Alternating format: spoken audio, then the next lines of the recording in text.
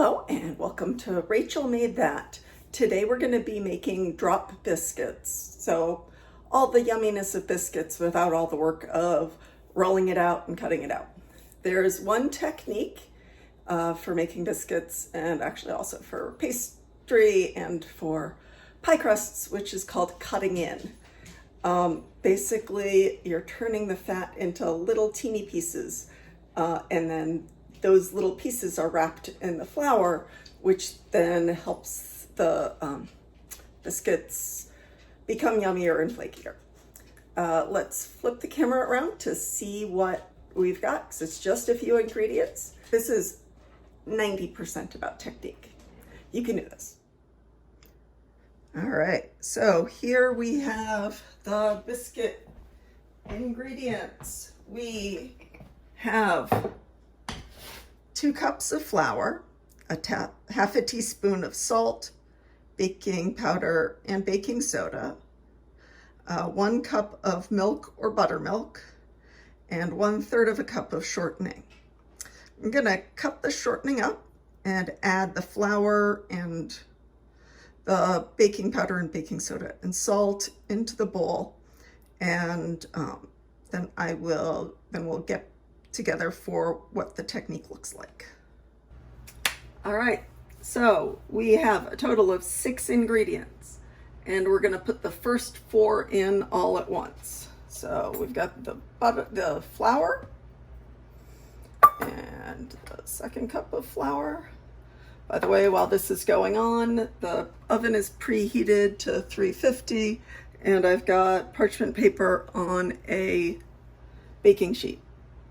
So next, after the flour, we put in the baking powder. It says 3 teaspoons in the recipe, but since that's also known as 1 tablespoon, we'll just put in 1 tablespoon.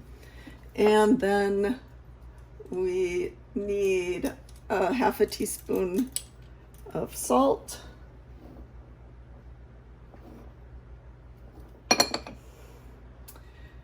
And then we actually need half a teaspoon of baking soda, which I forgot to set out. So we'll go with this. And as with all spoon measuring, it's nice and level. There. Okay. So the first 4 ingredients, flour, baking powder, baking soda, salt, are all in there. Or, sorry, that's just my oven saying that it's ready, but we aren't. So I've whisked those together. You could also use a sifter, but honestly, that's significantly more work. So if you just whisk them, it gets everything all mixed up. So now here is the part where you get to have choices. This fun looking thing is called a pastry blender. So what you do with a pastry blender is you do this, and you notice it'll mix kind of breaks up the shortening and gets it nice, starts to mix it up with the flour. All right, the other option is, honestly, most people don't have a pastry blender because it really only does the one thing. You can also just use 2 knives. This is what my grandmother swore by. And just by doing this over and over and over, and moving this around more, you will get the same result as you will with a pastry blender. So one quick addition, I forgot to mention preheating the oven, which we're doing to 450, and it says to use an ungreased cookie sheet. Just for ease of cleanup, I put parchment paper on everything. So we've got the parchment paper, we've got the cookie sheet, we have the oven, we have measured everything, and now you will see the technique.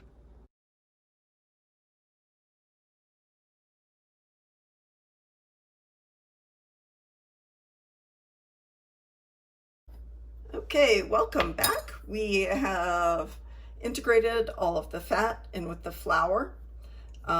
And now we've got the 1 cup of milk or buttermilk. If you look at the written recipe, it'll give you some explanation of what to do if you want buttermilk but don't have any. But we're going to just drizzle some milk. So we have 2 cups of flour and just 1/3 of a cup of fat in this.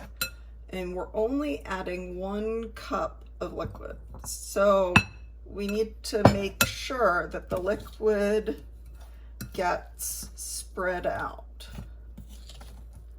And as with a lot of recipes, this can easily be made vegan or just dairy-free by using a milk that does not come from a cow.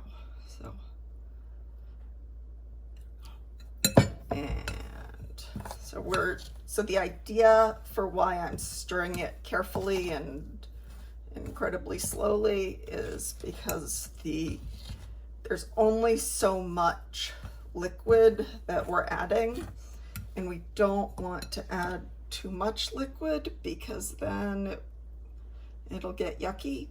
So we just want to, we know we're going to add the 1 cup, but we want to disperse it well, just like we had done with the shortening earlier. So, all right, it's mostly the dry stuff is down here. So I find that using a large fork works well for me for something like this, but really it doesn't matter. Some type of mixing implement. All right, hands are clean. And the only people eating these are in my house.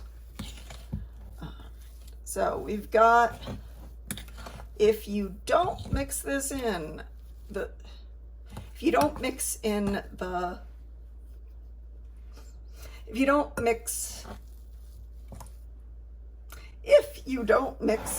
milk in well, it will be very dry and not hold up well. So what I'm gonna do is show you the general concept of what we're doing.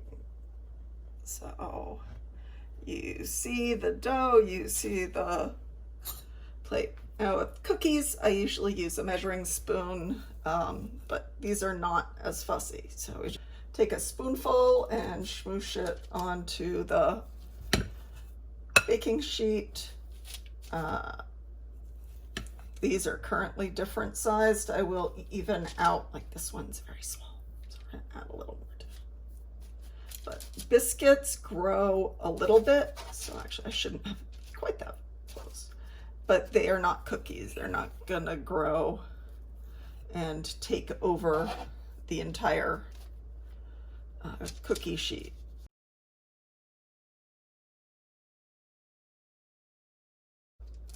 We have Lucky 13 biscuits.